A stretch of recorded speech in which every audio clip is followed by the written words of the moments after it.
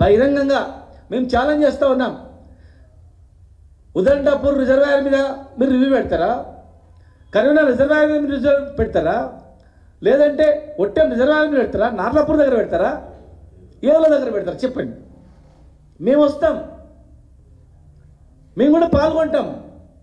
Project complete కావడానికి మా వంతు సహాయ సహకారం అందిస్తాం. పుట్టి ఎప్పుడు పోయినంత కాలం రాజకీయ ప్రకటనలు ప్రజలను విమర్శించడం కాదది. మా జిల్లా దగాపడ్డ జిల్లా, ఎంతోమంది ముఖ్యమంత్రులు దత్తత తీసుకొని ఆగం చేసినటువంటి జిల్లా. కొడంగల్ నుంచి మొదలుకుంటే అక్కడ అల్లంపూర్ నుంచి మొదలుకుంటే కల్లకుర్తి, మహబూబ్ నగర్ ఇవన్నీ ప్రాంతాలు ఎండిపోయి 14 లక్షల మంది వలస పోయి ఎక్కడో దూరంలో బొంబాయిలో పూణేలో బతుకుతున్నటువంటి జిల్లా మాది. ఎవరు పట్టించుకోలే. ఇలా ఎందుకు పంటలు పండుతున్నాయి? మొన్నటి వరకు ఎందుకు పండినాయి? ఎన్ని చెరువులు, ఎన్ని చెక్ డ్యామ్లు? మీ హయాంలో ఎన్ని చెక్ డ్యామ్లు కట్టిండ్రు? మీ హయాంలో ఇరిగేషన్కి ఎంత డబ్బు ఖర్చు పెట్టిండ్రు? మహబూబ్నగర్ జిల్లాలో కానీ తెలంగాణలో కానీ మీ హయాంలో ప్రాజెక్టులకు ఎంత ఖర్చు పెట్టిండ్రు? మీ హయాంలో పంటలు ఎంత పండినాయి? మీ హయాంలో రైతుల యొక్క పరిస్థితి ఏంటి? తెలంగాణ రాష్ట్రం అనేది భారతదేశంలో అత్యధిక వరి పంట పండే స్థాయికి ఎదిగిందంటే ఇది మా ప్రభుత్వ పుణ్యం కాదా? పాలమూరుకు ముక్కిపోయిన బియ్యం, కంట్రోల్ బియ్యం పడేస్తుండ్రి. ఇకనో పంజాబ్ నుంచి, హర్యానా నుంచి, కేరళ నుంచి బియ్యం వచ్చేటివి.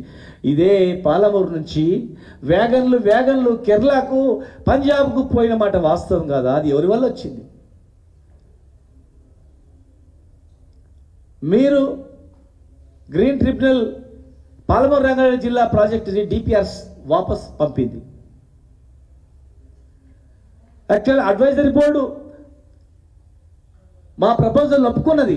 రొటీన్గా అయ్యే పనిని ప్రభుత్వం మారగానే ఎవరు మాయ చేసినో తెలియదు. మరి తెలంగాణకు నీళ్ళు రాకుండా కేంద్రంలో ఎవరు చక్రం తిప్పునో తెలియదు, ఎవరు చక్రం తిప్పునో తెలియదు. రొటీన్గా వచ్చేటువంటిది.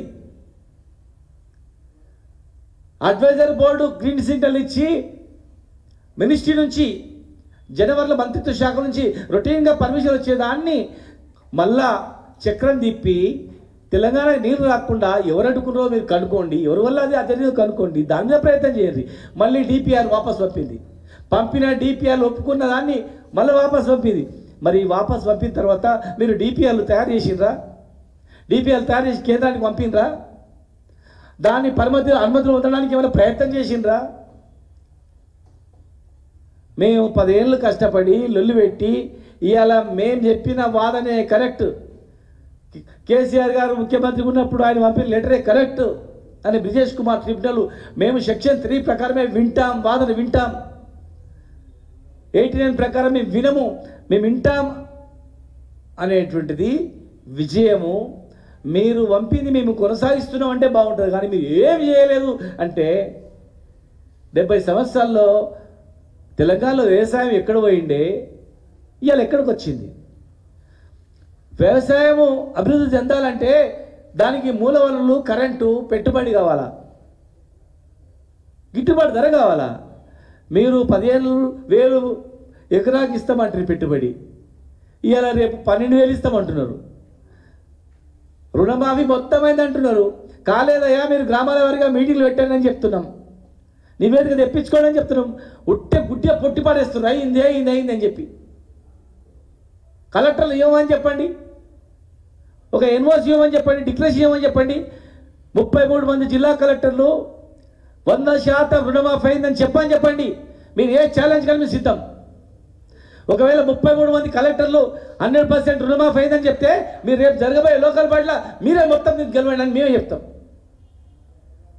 మా ఛాలెంజ్ స్వీకరించి 100% కంప్లీట్ అయిందని కలెక్టర్ ఇవ్వమని చెప్పండి, గ్రామాన్ని తీర్మానం చేయని చెప్పండి. లేదంటే మా ఎమ్మడి 10 గ్రామాలు తీసుకెళ్తాం, మీరు రండి. లేదు మీరే 10 గ్రామాలు రమ్మని చెప్పండి, మేము వస్తాం. మీరు తీసుకుపోయినటువంటి గ్రామాల్లో 100% అయిందని చెప్తే రేపు జరగబోయేటువంటి లోకల్ బాడీ ఎలక్షన్లు మీకే ఇచ్చేస్తాం, మొత్తం వెళ్ళకపోండి అని చెప్పి మా నాయకుడు పోయి చెప్పి. ఒక రుణమాఫీ ఒక ఊర్లో కాలేదని మొత్తుకుంటే పట్టించుకుంటలేరు. 15,000 ఇస్తామన్నది 12,000 ఇస్తామంటున్నారు.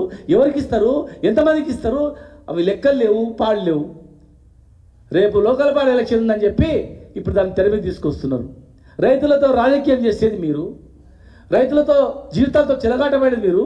ఉల్టా మమ్మల్ని ఆరిపారేసుకుంటే ఏమొస్తా చెప్పు.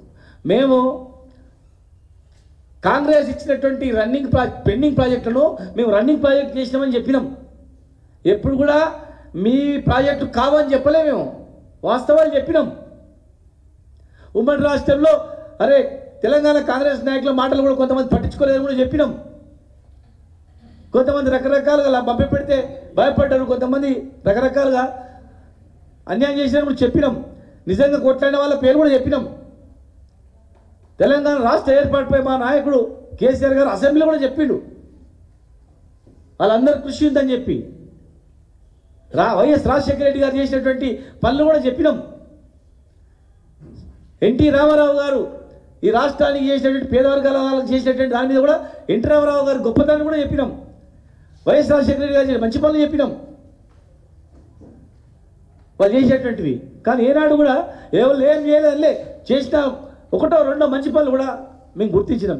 ఇక మేము ఇన్ని పంటలు పండించి దాదాపు ఉమ్మడి మహబూబాబాద్ జిల్లాలో 10 లక్షల ఎకరాలకు పంటలు పండించి ఇంకా మీ ప్రాజెక్టు కంప్లీట్ చేస్తే ఇంకా దాదాపు 10 లక్షల ఎకరాలు పండించే పరిస్థితి ఉన్నటువంటి పరిస్థితి మేము చెప్పి కొట్లాడి బ్రిజేష్ కుమార్ ట్రిబ్యునల్ ముందర మీరు కొట్లాడి వాదనలు నిలిపించి ముఖ్యమంత్రిగా స్వయంగా పవర్ ప్లాంట్ ప్రజెంటేషన్ ఇచ్చి కన్నా కష్టాలు పడి అటు కాళేశ్వరం కట్టి ఇటు పాలమూరు రంగారెడ్డి జిల్లా కట్టి మేము చేస్తూ ఉన్నాం.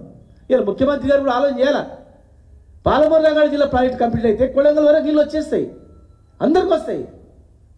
టోటల్గా ప్రయత్నం చేస్తే అందరికి ఒకటేసారి అందరికీ ప్రయోజనాలు కలుగుతాయి. అత్యంత వెనుకబడిన ప్రాంతాలు కొడంగల్ కావచ్చు, నారాయణపేట కావచ్చు, ఇంకా అనేక రకాలుగా